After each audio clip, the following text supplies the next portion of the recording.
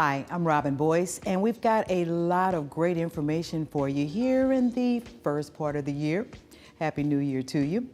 Come on back because we're going to learn more about great redevelopment in neighborhoods in St. Louis, and we're going to talk more about how the beauty business is blowing up in St. Louis.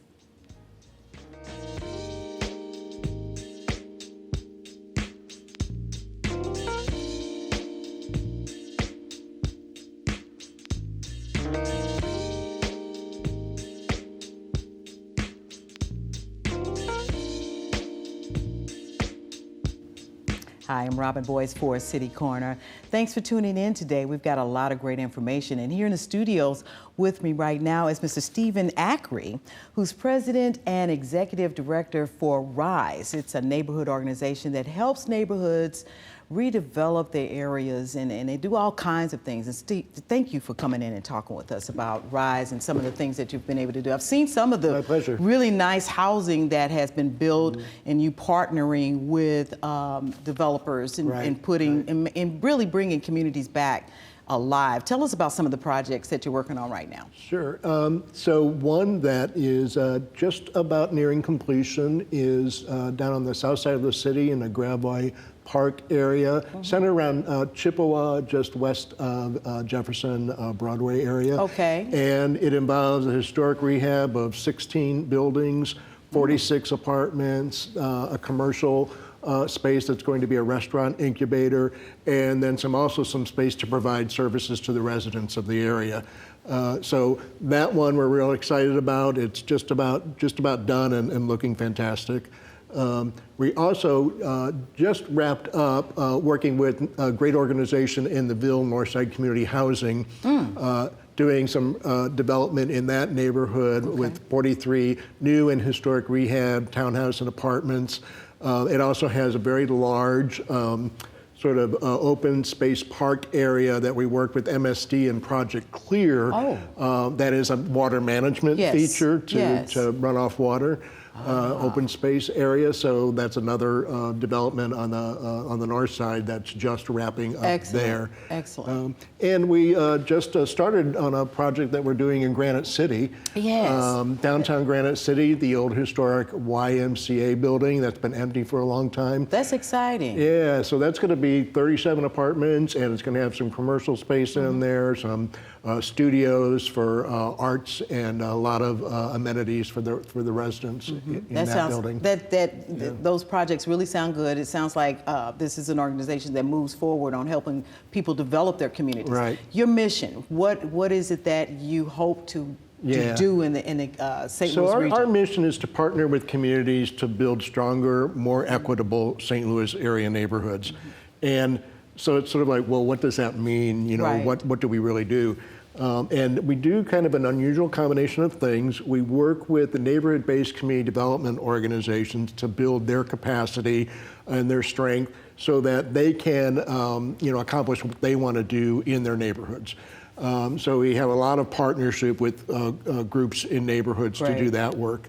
We also do a lot of development ourselves. So the projects that I just mentioned, we're actually the developer, and we're going in and redeveloping these properties. We do development consulting work for other organizations. We do community development consulting for local government. We also do a lot of data aggregation and analysis and mapping work. And we try to push that information out at the grassroots level to get people at the grassroots level basing sort of their decision making and ideas about their community based upon real data. And then finally, we're more and more doing a lot of community engagement, community-based planning work, what we call radically community engaged planning work, where we're working with other organizations in neighborhoods to really reach out to people to get them involved and sort of take a stake in what's going to happen in the neighborhood and plan for its future. Right. I mean, that's so important because I'm thinking of, say, the North St. Louis area right now. And a lot of the talk is things need to turn around in North St. Louis. There's so many vacant land properties and or properties at this time. And development needs to happen. So what can, say for example, a community-based organization, say over in the Walnut Park area, Right. just for example, Right.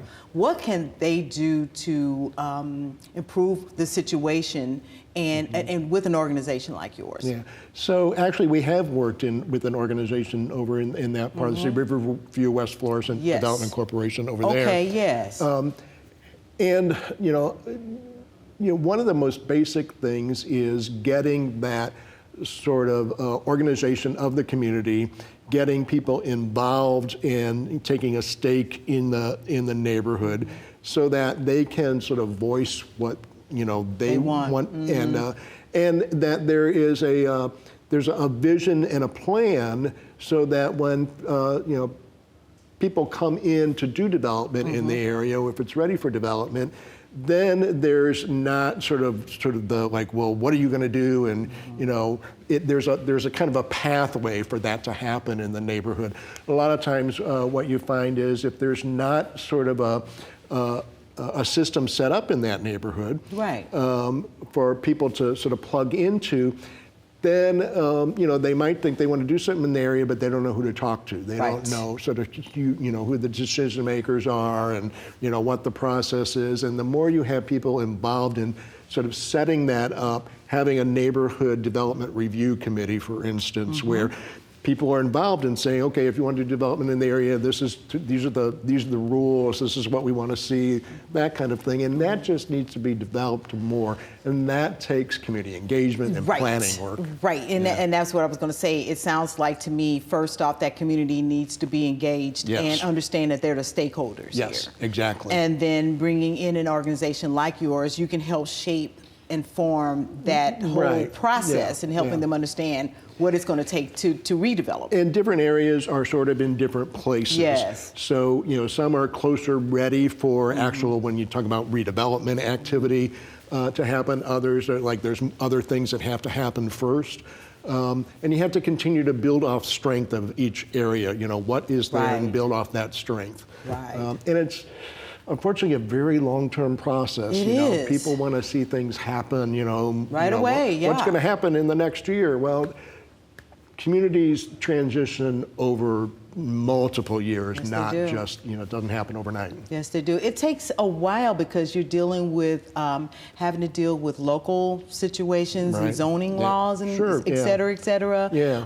You're dealing with, let's see if we can get some tax credits here to help with the development. Right. And I think probably what's important, what could individuals do who may live in an area where they would like to see it improve to attract business or industry to the area? What do people need to do to make that happen and getting a business interested in even looking at a community? I think probably the most important thing is, number one, be politically active and engaged in what's happening and how you're representative in the neighborhood.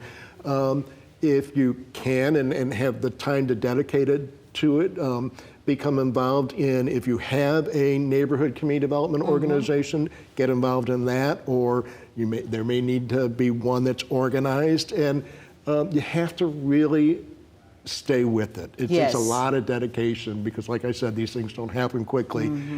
So it's just really staying engaged. There's been folks that we've worked with in neighborhoods who've been sort of out there on their own trying to do it. They've been engaged for years before anything really happens, Wow. And you just have to stay with it. It takes a while. Tell us, how are you funded and what keeps RISE alive in the community? We're a little bit unusual as a nonprofit in terms of how much of the income we generate ourselves. So we generate about 60 to 70% of the income by professional fees, because we're like a small professional office. Got you. So we do consulting work, and people pay us for that. And then the rest is just like any other nonprofit, grants and contributions. So we're fully privately funded. We're not government funded. We're a private nonprofit organization. We have to go out and beg for money. Right. But we're also very entrepreneurial. So we do support a lot of what we do through our own work. Very good, very good. So when it comes to making sure people know about you, what are you doing to get folks interested in, say, for example, supporting you? Yeah, so a number of things. Of course, we have a social media presence. We have a really great young professionals board. Yes, yeah, I saw that on the website. Yeah, and they are really active and engaged, not just sort of in the typical way of like doing little events, but they really want to work on things that carry out our mission. So they recently did a really great resource guide for the JVL and Jeff Vanderloo and St. Louis Place neighborhoods, Yes. going out, working with the folks in those neighborhoods and creating sort of history and sort of like what is going on in those areas to get folks there engaged in now what is going to happen in those neighborhoods now that you've got NGA coming in over there, so that they can be sort of part of that change and not just have that change happen to them. And that is work our Young Professionals Board have done. That's very good. And so that gets the word out too. We also obviously have a website presence. In 2020, we're having another one of our galas. So we do we're doing a gala every other year. Okay. And we, on the opposite years, we do a neighborhood street festival. That's fun. Down on Washington Avenue where our office is. And that attracts a lot of folks. And yeah, I'm sure they would come down and find out more about the organization and some of the things you're doing. You have done worked the 14th Street Mall that's over there in the north area? We call it Crown Square. The old 14th Street used to be a pedestrian mall that was really abandoned for about 30 years. It was for a little while. Yes, and it was. So we worked with the neighborhood there in Old North St. Louis Restoration Group. And the entire development was about a $35 million development with 27 buildings, all complete historic rehab, some commercial, 80 residential units, and a big transformational project right there by Crown Candy. It's absolutely beautiful down there. It's still, people are still just figuring it out, but the NGA situation is probably going to push that up just a little. Yeah, we're hoping that there's a little more, sort of economic activity spun off of that for the area. It looks like that's what's going to happen. I think that it's just going to take some time in St. Louis, and people just need to understand that you have organizations like RISE that can help you with understanding that development and which way you're going within the city of St. Louis. I want to thank you. That's what we try to do. No, you all do a very good job in helping young developers who are trying to get into the business and understand. You give them that step up and that mentorship as well. All right. I want to really thank you for coming in and talking with us about RISE and what your organization does. And people now know that there's an organization here, a nonprofit, that will help you develop your community. Thank you so much. I appreciate it.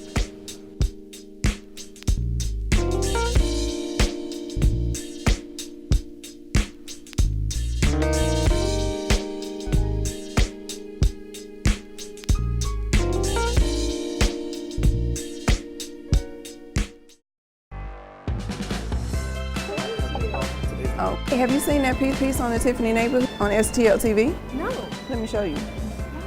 My wife and I were looking for homes. We lived in the city all of her life, and there's just a different energy when you're in the city. Keep up with what's happening in your neighborhood. Watch STL TV. Be in the know.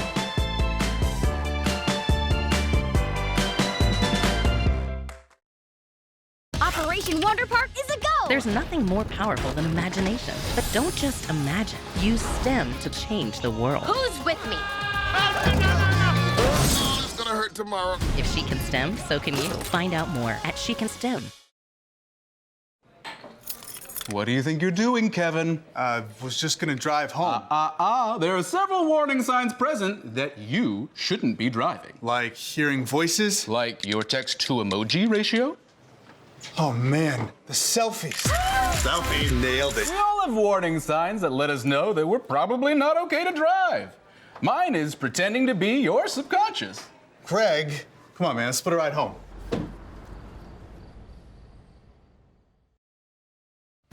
It takes less than 1 minute to find out if you may have prediabetes, and you can do it here. So what are you waiting for? Just go to the site.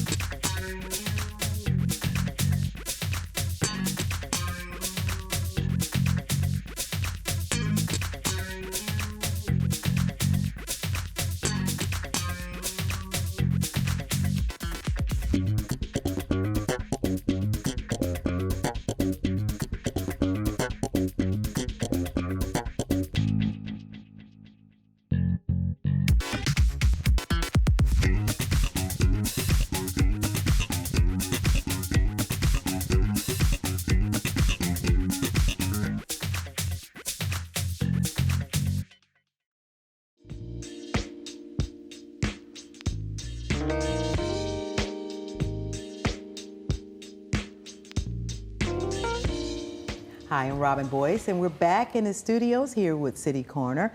And with me right now is Ms. Kanaya Slusher, who is the entrepreneur behind Major Beauty House. How are you, Ms. Kanaya? Good, how are you? I'm good. I met you this summer, this past summer, 2019, at the Women's and Leadership dinner. Yes, the gala. It was amazing. And you were there networking and doing your thing, and we talked further on down the line, and you have successfully, since the age of 13, yes. gotten into your own fashion business. Tell us a little bit about your journey. So the journey was long, but it was worth it. I mean, starting at age 13 wasn't easy.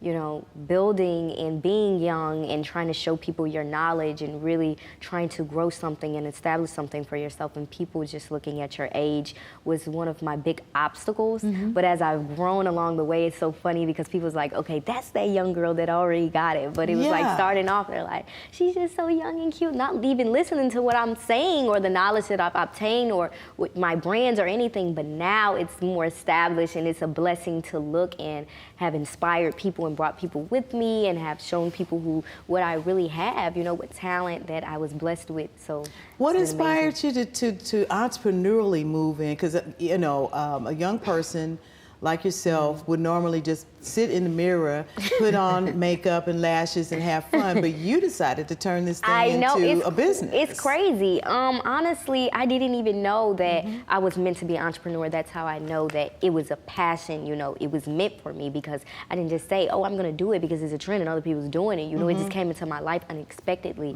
I just always, you know, found ways to make my own money. I did bake sales. Did you? Yeah, I had my own slushy business where I was making slushies in jars. Really? Yeah, I was like doing them for parties, like big bulk orders and stuff, young Was already. this to make money? Yeah, this was making money in general, because I always just wanted to make my own money. I was just always ahead. I don't know why. So then it established with me wanting to make money. For some reason, I came and said, I want to do a fashion show, because I always wanted to be a model, and I just felt like I couldn't because I was short. So I was like, I can do a fashion show and get other people to model. I did that, and I put it together by myself. Nobody knew. I was just researching just constantly up to 3 a.m. in the morning, young. I don't even know how I was writing those emails. Like, honestly, looking back on, I'm like, how did you even know to say that? So I'm calling venues, I'm hashtagging on social media to contact makeup artists and models and getting them on board, talking to them. And when I met them the day of the show, they couldn't believe it. It was a joke. They didn't understand how I was 13 and they've been talking to me this whole time and never knew. And they were like, you're not this is not your show. Who inspired you to do this? I mean, seriously, I mean, you have a mentor? Honestly, I do now, but when I first started, I didn't. I didn't have anybody that said, okay, you should do it this, you should do this, or figure out what you want to do. I just had it in my mind already. I wanted to do it. I'm not kidding at all. So you got into the fashion industry the fashion and making clothes, so you know how to sew. Yes, I do now. When I first started, I didn't know how to sew at all. It was crazy. I had to really teach myself to sew, sit and do trial and error until, you know, I figured it out. Then I took a lot of fashion classes after at school and stuff like that. The suit you have on, you designed. Yeah, I did design this. Beautiful. Thank you. I did design this. But yes, so coming up in fashion, I didn't know anything. And you know, now I've done so many shows locally, so many shows to where I'm burnt out and don't want to do them anymore. Well, do you have a desire to go to design school now or get that academic training or, you know, to move further into the business end of things? Because, I mean, I see your work on Instagram. It's really beautiful. You have like a brow business that has really blown up. Oh my Hair gosh, and everything in the beauty industry, the brows, and yours are beautiful, has really turned things around. Yeah, they have. In the community. So what is it with brows and women these days? What's happened? Because it didn't used to be like that. Yeah, it didn't. Folks It was were a not miracle. paying attention to brows, but now you have really cornered this market a little bit here in St. Louis. I'm going to tell you, literally with brows, it was just an obsession of mine. I don't even know why. I didn't know anybody else that liked brows or cared about brows but me. I used to take candle wax and try to wax my eyebrows. I didn't know what I was doing. I was just watching YouTube and just being being crazy. Then I finally I didn't stop. Every day I practiced, every day, until I got really good to where people in my family was like, do my eyebrows. Or my friends like, I hated my first real job, first and only real job was McDonald's, besides the one at the flea market selling CDs and stuff, just to fund my fashion business. But I hated it, and everybody was like, just do brows. Like, I'm like, who cares about brows? Nobody cares about it but me. No. And oh my gosh, when I started, it took off immediately. With me being young and older women, all my clients were like 25 and up, and they just couldn't even believe that I was doing their brows. They were trusting me with their brows. Sure. Women are particular about their brows. Yes, so they are. when they did it, you know, they keep coming to me to where I have women now that's like, I only want the little light-skinned girl to do my brows.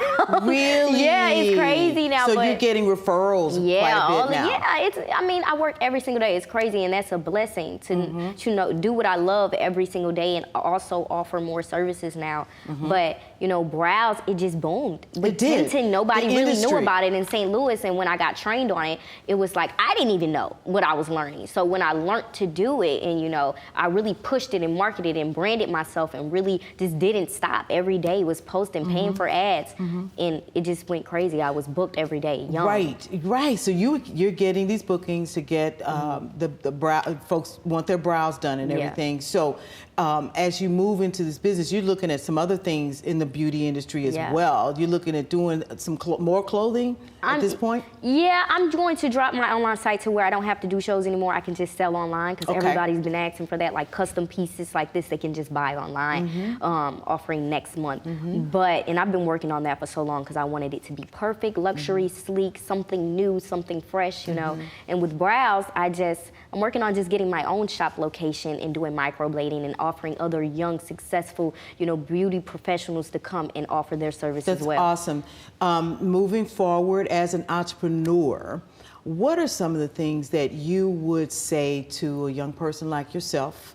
In fact, you're mentoring some young people as well. You're going to go into some schools, right, and talk to some young people. And some older people. What would you say to a young person about getting to? I mean, you still, as far as I'm concerned, you're still a baby. So. There's no baby. But anyway, what would you tell a young person that's, you know, really thinking, oh, wow, she did that? What do you tell them? I get this all the time. I get so many. For me not to have thousands of followers on Instagram, I get so many messages like, I want to do something, help me do this. And honestly, I just would say don't feel like you have to be an entrepreneur because it's a trend right now. Figure out your passion. Don't, you know, start a temporary hustle. You know, start a career. Find your niche. Find yourself. And you know, it's so many young people that I know also get degrees and things that they never use in the future because they never really sat down to figure out who they are and what they wanted to do, or they wanted to please other people like parents, etc. And so honestly, I say find yourself. Never give up, no matter what. People are gonna say you're young and they're gonna tell you can't do this, you can't do that, it's not gonna work, you're young, you don't have credit, it's not gonna work. But it's gonna work, and it's gonna pay off. And I would just say, honestly, I don't know how I did it. God did it. That's what I say. Okay. So I just say, follow God and pray every day. And I was going to ask you, how did you deal with those obstacles that you came up with? I just kept going. I kept praying. You know, I had so many no's along the way, but no just means not right now, because all of those people have reached out after that. They've been reaching out to you. They've been reaching out. It's crazy to get things done. You know, I'm that type of person. I would never hold a grudge. You know, I am able to put myself in other people's shoes and see, okay, they looked at me like a young girl. They didn't know that the knowledge that I had, and now that they see, you know, results, of course I would work with you. I'm not gonna say, oh, I'm not gonna work with you because you didn't work with me at first. You know, I had to build, I had to show you I was serious about myself. I was serious about what I was talking about, and now you see. And now we can make magic. You have such fire and such energy, and I love it. And that's what you're going to be doing with some young people pretty soon. Tell us about what you're going to be doing. Yes, my youth programs. I've been really talking about that a lot in the community. Just working with youth girls and women that's went through trauma and feel like they don't have a passion, or feel like their life is over, or feel like, you know, their life is meaningless. I am here to tell you it's not. Any age, just get up and do it. Just get up and do it. Don't sleep. You know. You can win, and so that's why I'm actually, you know, working in schools, and I'm having my first workshop with Design Me a Donut at Jury Tell us about the design. It's called Design Me a Donut. Yes, Design Me a Donut. Tell me about that. Yeah, that is my workshops I'm doing with youth girls and the women, of course, and just working with them on career building, etc. and just letting them know, you know, my mission and my motto. And with that, it's just a subliminal message because I design, of course, with the plain glazed donuts we're providing. They're going to decorate them with toppings, and the toppings are the resources that I'm installing in them, you know, to be the best version of themselves. Great. So you are actually taking a donut of all things. Yes, a donut. Everybody's like, to inspire a donut. People. I don't even know. But that's great. It's a great concept that you're building with the sprinkles, and you're making it beautiful. Making it fun and making them have something to look forward to. If they don't. In life, because that's what it's like. It's almost like life is a donut. Life is a and donut. you pile on things, and you make it feel good and look good, and you bite into it, and it tastes so good. Yes, and I just say, don't not give up. Where do you see yourself going from here? Oh, at this point? Yeah, I see myself not stopping. I see myself building other people. I see myself continuing to inspire and be influential to people. I see myself with brow shops everywhere. Really? You know, training. You want to, okay. You want to train folks and market your business and get more people into it as well and what you do. Yeah, and just doing speeches, traveling, you know, and really just working with people who don't have that support, because I'm here to show them that you can still do it. You know? Whatever you do, you stay in that positive light. Do you hear me? Thank you. Do not deal with the negative yays. God won't even allow me to. They will come into your life and they will give you all this yank and yicky. You tell them, no, I'm going to do this because I'm the boss. Okay? You're just a wonderful person. Thank you I so really much. appreciate your energy, your spirit, and you continue to just move forward. Thank you. And just blow it all up, okay? Because we need your kind of energy. We really do. We've got your information there where people can reach out to you, and I'm sure that they will be calling you to find out what's going on. You'll do speaking engagements, going to churches and talk to women. We really appreciate you. Thank you so much. Thank you so much. Thank you so much. And I want to thank everybody for tuning in to City Corner. We'll see you next time.